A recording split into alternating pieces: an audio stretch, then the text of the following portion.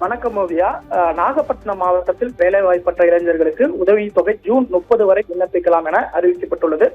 அதாவது நாகப்பட்டினம் மாவட்டத்தில் வேலைவாய்ப்பற்ற இளைஞர்களுக்கு உதவித்தொகை திட்டத்தின் கீழ் 2026 ஏப்ரல் முதல் ஜூன் வரையிலான காலாண்டிற்கு விண்ணப்பங்கள் வரவேற்கப்படுவதாக மாவட்ட ஆட்சியர் ஆகாஷ் தெரிவித்துள்ளார்.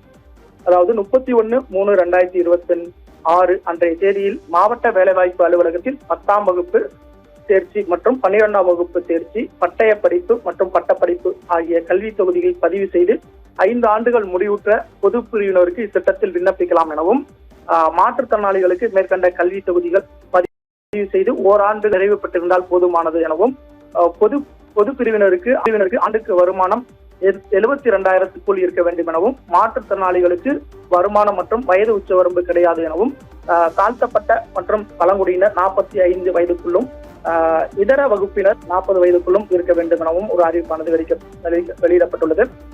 பள்ளி கல்லூரியில் பயிலும் மாணவர்கள், அரசு அல்லது தனியார் துறையில் பணிபுரிவர்கள், சுய தொழில் செய்பவர்கள் மற்றும் வேறு உதவித்தொகை பெறுவர்கள் விண்ணப்பிக்க இயலாது எனவும் திட்டவட்டமாக தெரிவிக்கப்பட்டுள்ளது. தகுதியுடையவர்கள் TN வேலைவாய்ப்பு என்ற கவர்மெண்ட் இணையதளத்தில் விண்ணப்பத்தை பதிவிறக்கம் செய்து கொள்ளலாம் அல்லது அலுவலக வேலை நாட்களில் மாவட்ட வேலைவாய்ப்பு மற்றும் தொழில்நெறி வழிகாட்டு மையத்தில் நேரடியாக விண்ணப்பத்தை பெற்றுக் கொள்ளலாம் என நாகப்பட்டினம் மாவட்ட ஆகாஷ் அவர்கள் தெரிவித்துள்ளார். ஓவியா.